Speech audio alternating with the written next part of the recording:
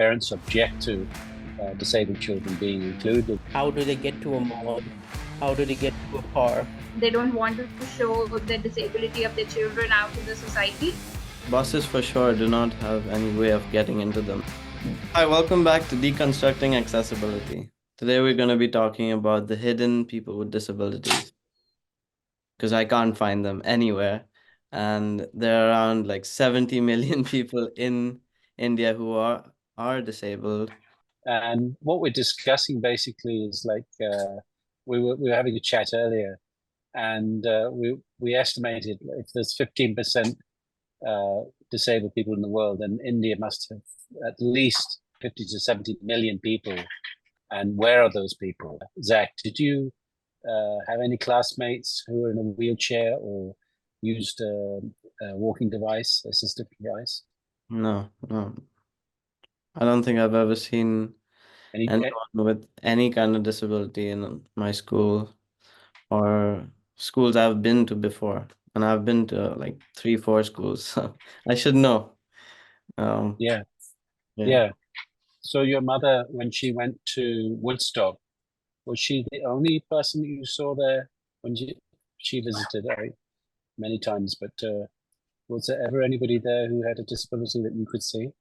No, never. The 3 years you were there? No. No, and it's not just schools. I mean, if you go to a mall, if you go to hospitals, or any public place, like you rarely see anyone with a mobility issue or this disability that you can see that visually, okay, yeah, they have some kind of disability that is not letting them go somewhere or do something, and or do something, do something, mainly because like, what do these people do? Like, are they at home?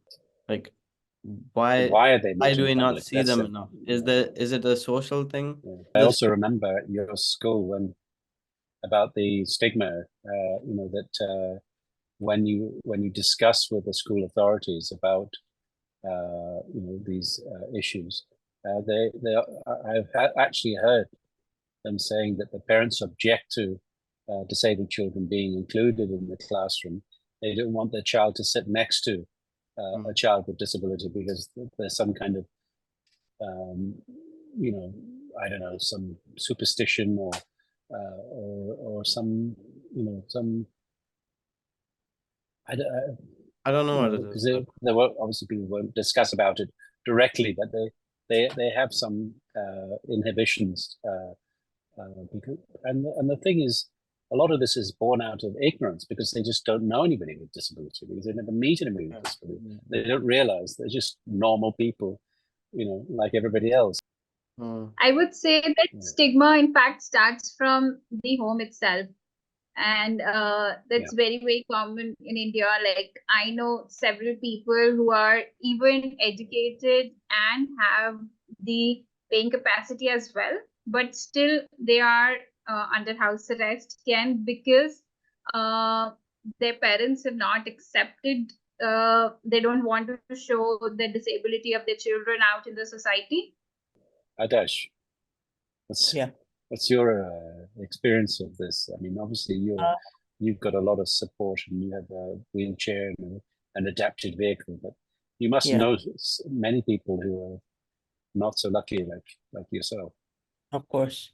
So, like Peter said, I'm very fortunate to have a accessible car of my own, but I always wonder when I do go out, I'm like, how do other people with a disability come out in a wheelchair? And I think has come to my attention that maybe transport is a huge issue.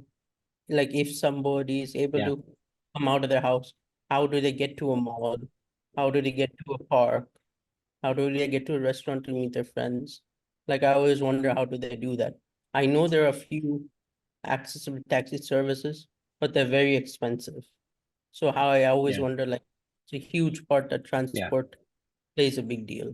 And buses for sure do not have any buses for sure do not have any way of getting into them if you have certain disabilities, like if you're in a wheelchair. Like, sometimes they don't even know that they have a ramp in the bus. Like, buses are horrible. It's a horrible experience, even for people without disabilities. And if you think about it, right from the get-go, like, you know, if you're a kid and you want to go to school, if you're not wealthy, how will you get to the school? Because the school buses are not accessible, rickshaws are not accessible. How would that? So there is a girl in Baroda. Her parents took her to 13 different schools, all who refused her admission because she had cerebral palsy and she was unable to walk and needed a lot of assistance. Eventually, they got her into a school, but they said that, you know, you need to be here to help her.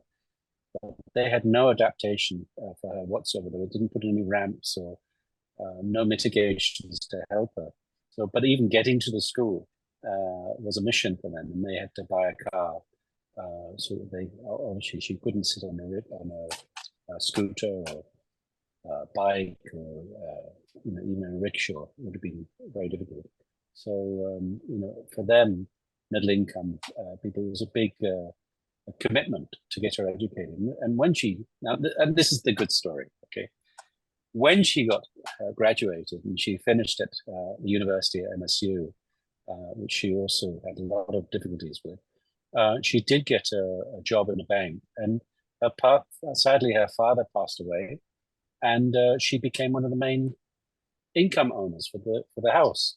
And you know, this just shows you that you know, India is missing out greatly from all these people who are unable to get into the workplace, into education, into you know, all the social places, all the places where people are doing activities.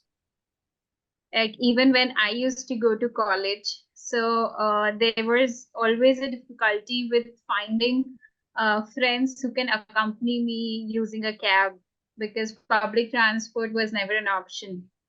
And like I remember going even through metros, and metros are a great example of accessibility in Delhi.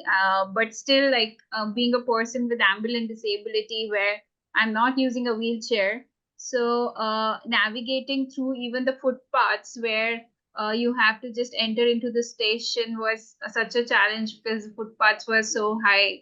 So the struggles of going to the station was itself big for me, and it used to drain me a lot. So I've lived in Chicago. So there's a big park called Millennium Park. So I used to go there every day. So there the infrastructure is built in such a way that when you go, you see a lot of people who are using a wheelchair, people who are blind, and they're all going about their daily routine like everybody else. And are enjoying the lakeside view, and some of them reading books, some of them chatting with friends. So that is like a very good example of where you see visibility. So if we can get that, should be a world in India. And that visibility, would you say that that visibility normalizes disability in the sense that you just become a different typical human being in a different light, you know, but just not treated like as an alien, like in India. So when I go out, sometimes there'll be the stares, the questions, the curiosity. When I go in the US, then there's like, I feel like, okay, I'm like everybody. Nobody, like no stares. You're just like everybody else. Nobody even notices you. Thank you for watching. Please like and subscribe, and come back next week where we'll have a guest.